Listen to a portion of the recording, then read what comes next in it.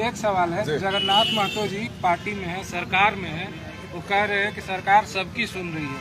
आप पार्टी से इस्तीफा देकर आंदोलन से जुड़ गए हैं, तो क्या लगता है 1932 का खतियान अगर लागू कर देती है सरकार तो आप फिर पार्टी में वापस जाएंगे? सर, ये यदि सरकार सबकी सुनती रहती तो हमें इस तरह की कोई आवश्यकता महसूस नहीं होती कि हम पार्टी को त्याग करें। ठीक है। और बड़े भाई हेमंत जी की हम बात कर लें, क्योंकि हमने उनसे ही बात की थी।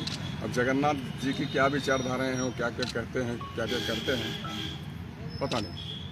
और अब आंदोलन कितना धारदार होगा? भाषा को तो चलिए आप लोगों ने जीत लिया, अब 1932 के लिए कितना धारदार है? जीत का कोई मतलब नहीं है। ये भाषा जीतने का क्या मतलब था? उन लोगों ने ही हमारे ऊपर थोपा, उन लोगों ने हटा लिया। 10 चीजें थोपी है, 2 चीजें को हटा ली है, इसमें कौन सी बड़ी बात है? कहीं ना कहीं वो तो आज भी हम सबों के ऊपर बोझ ही डाल के बैठा हुआ है। तो इन सारी चीजों को हम लोग बेनकाब करेंगे, और ऐसे लोग जो झारखंड के होके झारखंड के साथ गद्दारी कर रहे हैं, उन तमाम गद्दारों के खिलाफ में हमारा जंग ऐलान है। जब ज्वाइन किया था तो क्या आइडियोलॉजी थी कि पार्टी ज्वाइन करे, और अब जो परिस्थिति है, क्या परिस्थिति में आपने पार्टी छोड़ा? आपकी बातों को तो हेमंत सोरेन ने मान भी लिया, उसके बाद भी आप पार्टी छोड़ रहे हैं। हमारी आइडियोलॉजी गुरुजी है, और गुरुजी के नक्शे कदम पर हम चलेंगे। जब तक है जान, हम झारखंडियों के हित में काम करेंगे, उनके लिए, उनको अधिकार दिलाने के लिए, उनको पहचान दिलाने के लिए, उनको सम्मान दिलाने के लिए हमेशा प्रयासरत रहेंगे। और जब तक जिंदा हैं हम, हमारी माँ पार्वती की सौगंध, जब तक जिंदा हैं हम, और ये माटी की सौगंध कहते हैं कि जब तक जिंदा हैं हम रुकेंगे नहीं, झुकेंगे नहीं।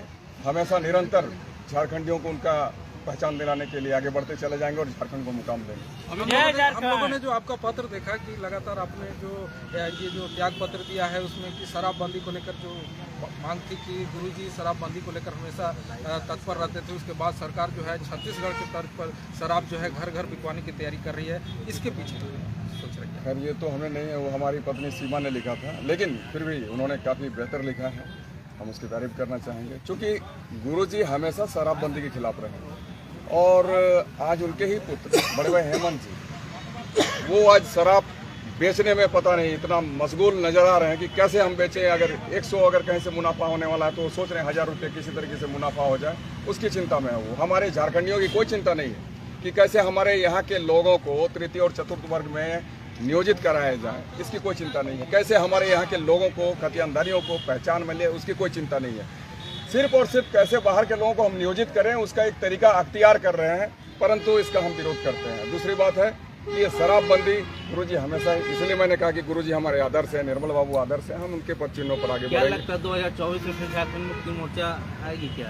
अब ये तो भविष्य की बात है, जनता डिसाइड करेगी, जनता तय करेगी, जनता ही सर्वोपरि है। परंतु हम जनता की लड़ाई को, इस झारखंड की माटी की लड़ाई को, झारखंड के एक एक बेटा बेटी की लड़ाई को, जो खतियानदारी है उसकी लड़ाई को हम लड़ते रहे।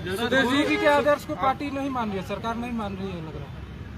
गुरु जी की आदर्श देखिए, चूंकि आज गुरु जी इतने अस्वस्थ हो गए हैं कि वो कहने चलने फिरने में सक्षम नहीं है, इसलिए शायद ऐसा हो रहा है जैसा आप समझते हैं। अमित जी, आपने पार्टी से इस्तीफा दे दिया, तो क्या लगता है कि झारखंड मुक्ति मोर्चा में जितने भी आपके जाति समुदाय के जो लोग हैं, पार्टी जो विधायक हैं, उन लोगों के पीछे आपने कहीं कुछ विशेष कर तो नहीं दिया कि आगे उनको जवाब देना पड़ेगा अपने क्षेत्र की जनता के बीच में? सर, सबसे पहले आपने जो कहा जाति समुदाय, तो मैं किसी जाति समुदाय की बात नहीं करता सर। मैं तो अभी आपको कह रहा हूँ कि खतियानधारी झारखंडी, तो जो भी खतियानधारी हैं, जो भी हमारे झारखंडी हैं, उसके हक हुकूक के लिए जहाँ जैसे भी हमें लड़ना होगा, जो रास्ता अख्तियार करना होगा, चाहे विनोद बाबू का रास्ता हो, बिरसा मुंडा का रास्ता हो, या फिर हमारे निर्मल बाबू का रास्ता हो, गुरुजी का रास्ता हो, हम उस रास्ते पर आगे बढ़ेंगे। आखिरी सवाल अमित जी, आपसे क्या लगता है कि पूरे झारखंड में जिस प्रकार से आप दौरा कर रहे हैं, क्या नई पार्टी का गठन होगा? नई पार्टी की बात मैं नहीं जानता हूं, लेकिन हाँ, उलगुलान जरूर होगा और संघर्ष उस चरम तक पहुंचेगा जहां ऐसे ऐसे सरकार और ऐसे ऐसे गद्दार जो आज सत्ता पर बैठे हुए हैं, जो कि झारखंड के हैं, और जो भी चाहे भारतीय जनता पार्टी की बात कर लें, आजसू की बात कर लें, कांग्रेस और राजद की बात कर लें, वो लोग अछूते नहीं है।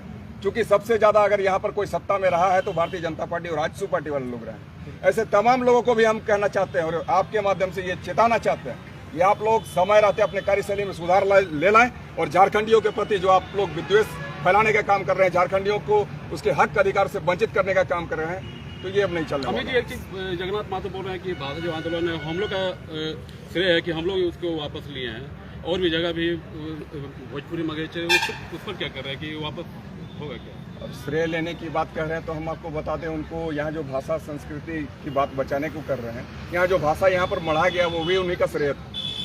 अमित जी, आखिरी सवाल आपके साथ राजेश महतो है, पूर्व मंत्री जो झारखंड में बिहार सरकार में मंत्री रहे, उन्होंने भी झारखंड की लड़ाई लड़ी और विस्थापितों का नेतृत्व करते हैं राजेश महतो। अब ये भी आपके साथ है, क्या कहेंगे इन सभी कैसे लोगों को लेकर आगे? जी बिल्कुल, जो भी लड़ाई, जो भी माटी की लड़ाई लड़ता है, माटी पुत्र और पुत्रियों की लड़ाई लड़ता है, हम उनको तहे दिल से हम धन्यवाद देते हैं, सहृदय हम उनको स्वीकार करते हैं और हम चाहते हैं कि ऐसे ऐसे जुझारू लोग साथ में चले, आगे बढ़े। निसंदेह झारखंड को उसका मुकाम मिलेगा, उसकी मंजिल मिलेगी, शिखर मिलेगा।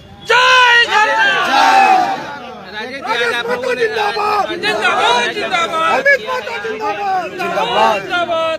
दिल्ली की विधायक का आज आप लोगों ने स्वागत किया यहाँ पर। देखिए, ये आने वाले हम लोग का झारखंड का नेता है, आने वाला जो भी हम लोग का युवा पीढ़ी है उनका ये भविष्य है। इस भविष्य के साथ राजेश महतो।